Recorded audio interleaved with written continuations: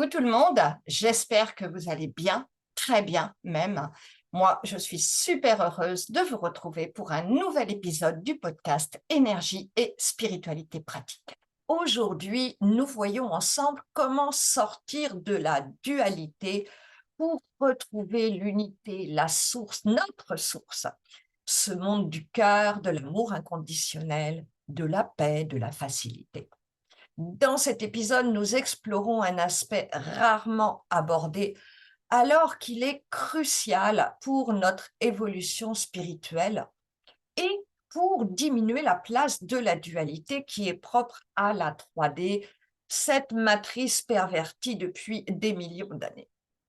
Pour certains, elle se manifeste par la domination, la soumission, des mensonges et tout ce que l'on connaît que trop bien. Nous, elle nous amène à lutter l'ombre contre la lumière, à nous mettre en opposition.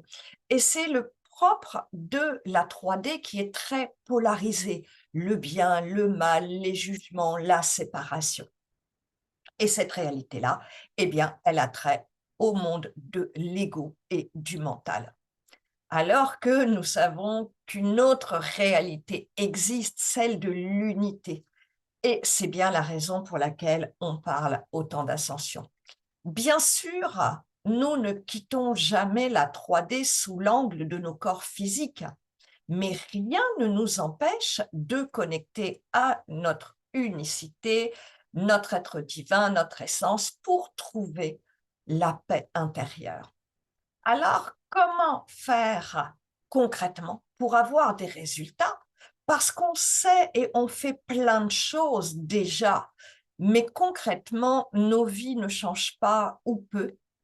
Et la réalité extérieure, bah, elle est toujours ce qu'elle est, n'est-ce pas, avec nos gouvernements.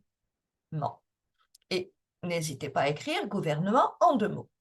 Alors oui, on sait que nos pensées, nos vibrations sont très importantes. On fait des demandes à l'univers, des rituels d'intention lors de la nouvelle lune, par exemple. Dans les accords toltèques, le premier est que ta parole soit impeccable, mais les changements, ils sont bien longs à venir et à être tangibles dans notre vie. En fait, pour moi, et je l'ai longtemps été, on est un peu noyé dans toutes ces bonnes pratiques. Alors, dans cet épisode, je vous propose une clé qui a trait au pouvoir du verbe. Je vous partage l'importance de notre vocabulaire qui, lui, nous propulse directement dans l'unité ou alors qui entretient la dualité. Et surtout, je vais vous expliquer comment faire pour que ce soit facile et réalisable concrètement avec plein d'exemples. On se retrouve dans un instant. Pour ceux qui ne me connaissent pas, rebonjour, je suis Corinne Emia. Je vous accompagne pour retrouver votre chemin, toutes vos capacités innées de perception et de guérison, avec des soins et des formations quantiques pour une vie plus épanouie dans tous les domaines, personnels, professionnels et spirituels. Si, mes amis, pour détailler cette clé et revoir ce pouvoir du verbe, bien sûr étroitement lié à nos pensées, ce pouvoir du verbe qu'on néglige souvent alors que c'est hyper important pour élever directement notre vibration et bien sûr, pour conséquence, d'adoucir notre monde personnel, celui avec nos proches, notre entourage et enfin d'attirer des expériences plus positives. Bien sûr, dans ce qui va suivre, si vous faites des prises de conscience, ce que je souhaite, c'est ce que je vous souhaite, c'est de ne pas vous juger. Hein. On est là pour parler et sortir de la dualité. Donc, s'il vous plaît, ne vous jugez pas, prenez des notes, mais restez bienveillant envers vous-même et fier de votre prise de conscience. Les mots, c'est vraiment essentiel parce que les scientifiques estiment à minimum 70 000 mots et pensées qui traversent notre esprit chaque jour. Imaginez ce que nous envoyons à l'univers. C'est donc 70 000 mots et pensées.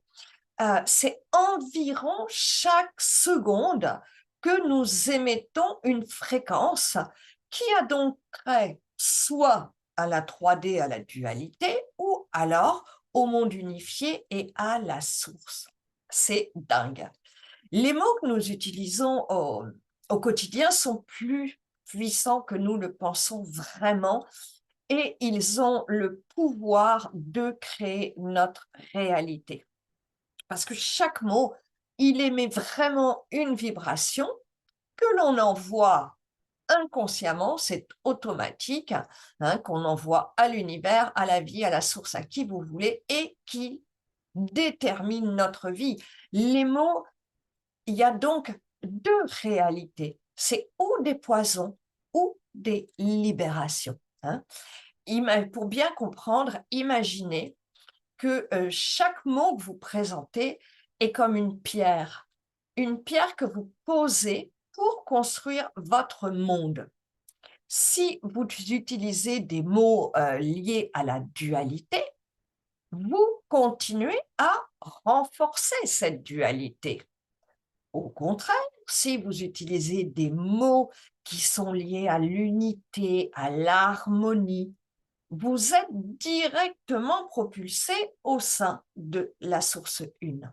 Et ces mots, ils sont 1 million de fois plus puissants que tous nos rituels, nos tableaux de bord, de vision, de rêve, nos demandes.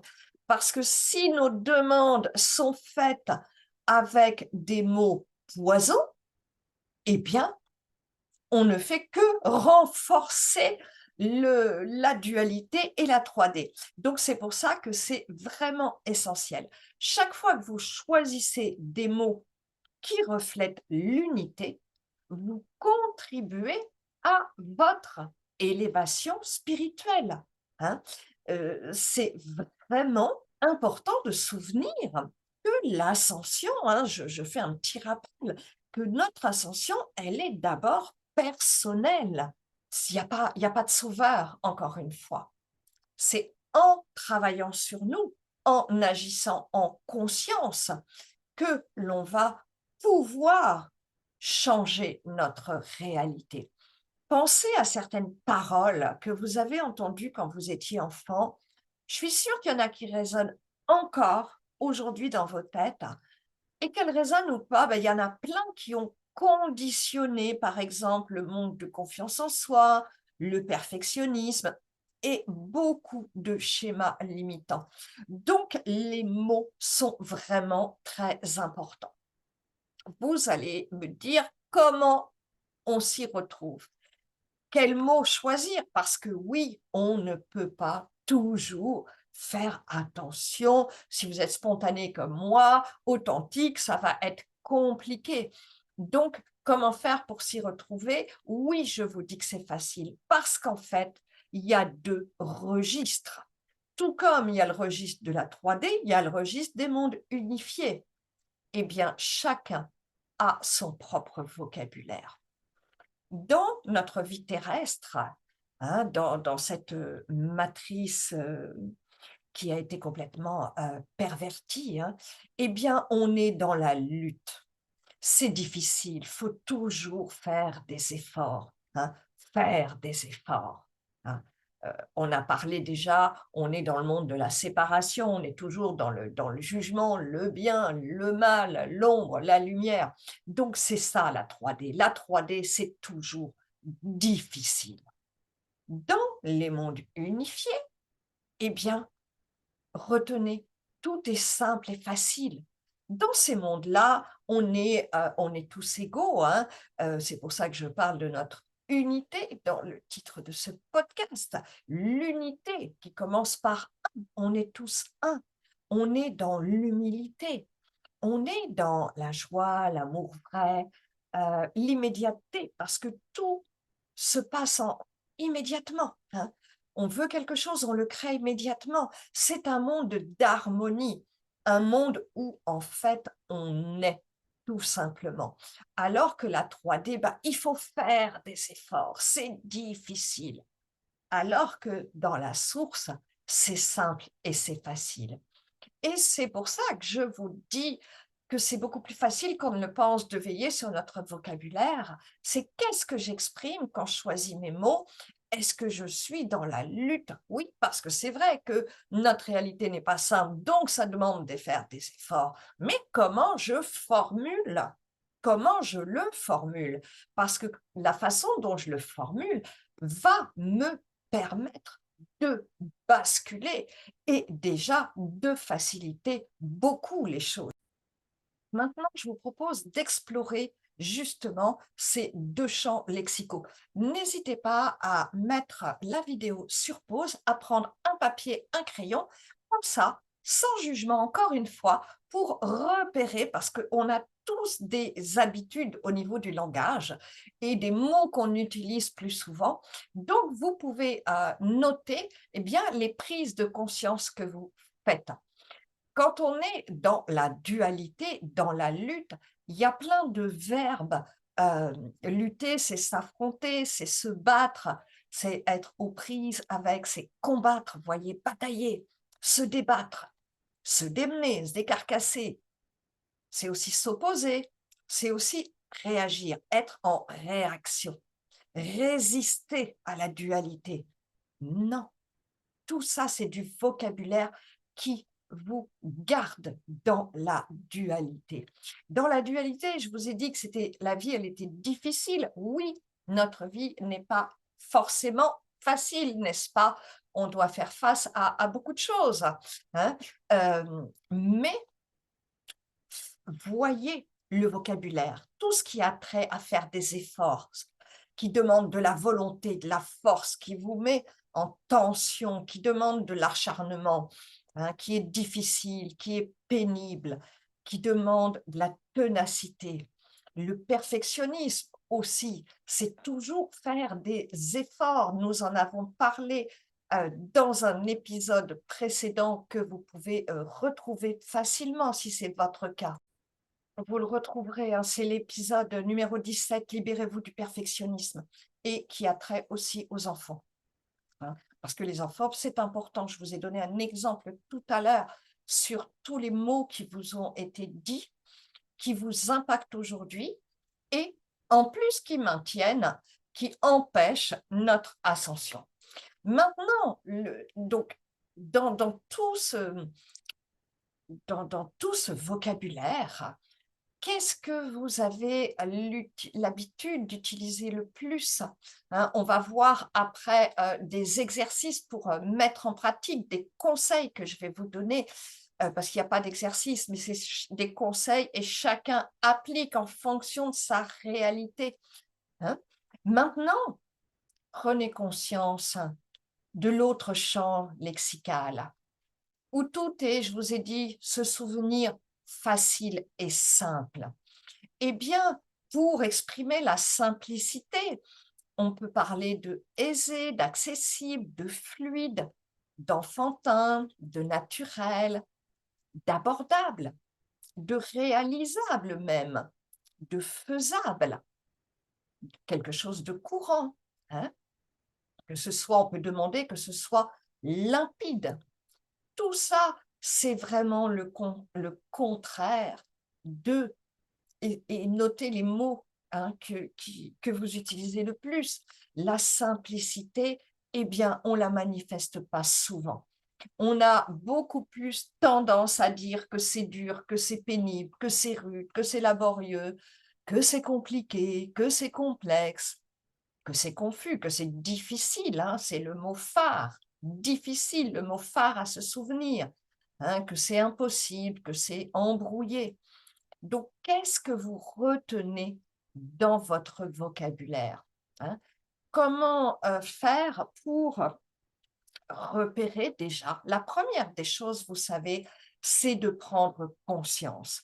Quand on prend conscience, eh bien, on fait un grand, grand pas pour nous dégager, pour évoluer, pour augmenter nos vibrations.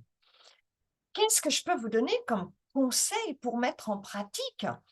Eh bien, vous pouvez déjà aller voir les messages que vous avez écrits, parce que là, c'est beaucoup plus facile, ça saute aux yeux. hein. Et là, c'est des messages qui sont déjà envoyés. Donc, vous pouvez aller repérer dedans. Et vous pouvez prendre des bribes et dire: «Ah, comment j'aurais pu le tourner autrement?» Ça, c'est la première des choses, parce que bien sûr que c'est un travail de longue haleine. Encore une fois, avec beaucoup de bienveillance envers vous, surtout, et en l'absence totale de jugement, hein. Vous pouvez aussi penser ou repérer dans vos messages certaines locutions, certains mots. «J'ai des difficultés, c'est difficile». On peut peut-être dire: «Cela me demande des efforts». On peut dire: «Voilà une bonne nouvelle», l'air de dire: «Enfin, tout de même, c'est pas trop tôt quand même». Dans notre tête, on peut basculer sur ou écrire: «Je me réjouis de cette bonne nouvelle, de cette avancée. Je suis mort de rire», mort. Croyez-vous que ce soit nécessaire à utiliser dans notre vocabulaire? On peut dire: «C'est très drôle», hein, la joie, la fluidité, ça, c'est la connexion à la source. Est-ce que vous utilisez «c'est l'enfer»? Peut-être. Là, eh bien, de mettre «c'est compliqué» parce que on va rester nous-mêmes, on va rester réaliste, bien sûr, mais passer de l'enfer à compliqué, c'est quand même plus doux, hein, c'est plus léger. Quand on dit: «Ça ne vaut pas la peine», ben, la peine, c'est la lutte, c'est difficile. On peut peut-être dire au lieu: «Ça vaut pas la peine, ce n'est pas utile». Quand on ne peut pas, eh bien, on dit: «J'ai des contraintes, j'ai des obligations». On peut tout simplement dire: «Je suis occupé, je ne peux pas». Les 4 mots magiques qui ont aussi fait l'objet d'un podcast, vous voyez, tout s'imbrique, on retrouve absolument tout. Celui-là, c'est l'épisode, numéro 10, 4 mots magiques pour poser des limites. Si vous avez envie, de vous y replonger, je vous assure que ce sera utile. Quand on dit aussi: «Il y a pas de problème», combien de gens vous disent: «Il y a pas de problème»? Non, faut dire: «C'est OK, c'est cool». Quand on dit à quelqu'un: on veut lui faire un conseil bienveillant: «N'aie pas peur». Et ce monde de la 3D, je ne l'ai pas évoqué, mais vous le savez, c'est le monde des peurs. Eh bien, pour donner un conseil bienveillant, de dire à la personne: «Aie confiance, ça va le faire». Voyez? Donc c'est un travail de longue haleine, mais avec bienveillance, honnêtement, vous allez récupérer, je suis sûre, déjà des mauvaises habitudes, hein. Choisissez vraiment consciemment les mots qui expriment l'unité, l'harmonie et l'amour. Et je vous promets que vous allez élever directement vos vibrations. Mais ce n'est pas tout. Vous allez attirer des expériences plus fluides, plus positives dans votre vie, hein. N'oubliez pas que la pensée crée et le verbe manifeste. Et le pouvoir du verbe, c'est vraiment l'une de nos capacités innées qui se manifeste, que l'on en ait conscience ou non.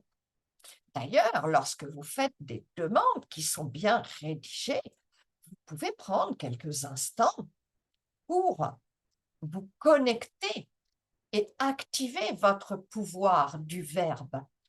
Vos demandes seront encore plus puissantes, plus entendues, hein. Lorsque vous parlez avec un vocabulaire de non-dualité, vous aidez vraiment à manifester une réalité plus harmonieuse. Et ça, c'est autant pour vous-même que pour, pardon, votre entourage. Dites-vous bien que si vous faites cet effort de conscience sur votre vocabulaire, c'est un acte d'amour envers vous-même, envers vos proches et envers la planète. Bien sûr, je le redis, il n'y a pas de sauveur pour nous aider à ascensionner, mais des actions comme celle-ci créent un changement énorme qui nous permettront de basculer. J'espère que vous êtes convaincus de l'importance de choisir vos mots. N'oubliez pas qu'elle représente que nous avons une pensée, un mot à la seconde, hein. Donc vraiment, c'est important de choisir vos mots et petit à petit de changer votre vocabulaire pour ressentir directement un changement, mais qui est vraiment majeur de vibration dans vos fréquences si vous maintenez votre attention. Bien sûr, il faut la maintenir jusqu'à ce que ça devienne une habitude, hein. Gardez en tête que nos mots, ils sont vraiment des artisans et des créateurs de notre réalité personnelle. Et qu'ensuite, ils sont un accélérateur majeur du changement collectif. Un autre aspect, vous avez comme moi entendu beaucoup parler, on est des guerriers de la lumière. Waouh! Puisque je viens de vous dire, vous comprendrez pourquoi je vous parlerai toujours de veilleurs de la lumière. On parlons d'artisans, de créateurs, mais les guerriers de la lumière, eh bien, ça manque beaucoup de conscience et pour nous aider à sortir de la 3D et de la dualité, eh bien, on peut se demander si c'est fait sciemment, parce que vous savez très bien, je vous en parle, hein, dans la lumière, il y a des choses qui sont faites sciemment par des archontes, là, qui sont lumineux, hein, ils ne sont pas du clan de l'ambre, mais du clan de la lumière. Et donc, eh bien, soyez vigilants. Faites le test pendant 30 jours, observez les changements, la paix intérieure, les changements aussi dans votre entourage, comment vous vous sentez globalement. Pour résumer, choisissez vos mots en conscience, avec soin, en veillant tout simplement aux deux registres, hein. Notez si vous avez pris un petit papier, un crayon, est-ce que je suis dans un registre qui est difficile, qui me maintient dans la vie 3D, ou est-ce que mon vocabulaire est léger, facile, rempli d'espoir et il me connecte à la source et au monde unifié. C'est une étape importante vers une vie plus équilibrée, plus harmonieuse et plus spirituelle. Vous découvrirez la liberté, votre unité et bien sûr, ce monde d'amour. J'espère que cet épisode vous a plu, que ces réflexions vous inspirent pour reconsidérer votre langage et pouvoir choisir des mots qui vous élèvent vraiment. Faites le test dans vos échanges entre les humains, mais aussi utilisez ce que je viens de vous partager dans vos rituels et dans vos demandes à l'univers, bien sûr. Si vous avez des questions, comme d'habitude, ou des commentaires, n'hésitez pas à les partager dans la section ci-dessous. Je me fais toujours un plaisir de les lire et de vous répondre. Enfin, je vous remercie infiniment pour vos partages, vos likes, vos abonnements. Et pour prolonger cet enseignement, mieux l'assimiler, je vous invite à écouter ou réécouter l'épisode 11 de ce podcast pour vraiment comprendre le triangle de la vie avec en bas la dualité entre l'ombre et la lumière et la connexion à la source. Je vous remets le lien en descriptif de cette vidéo. Prenez soin de vous. On se retrouve la semaine prochaine pour un nouvel épisode. Gros bisous les petits loups. Ciao, ciao.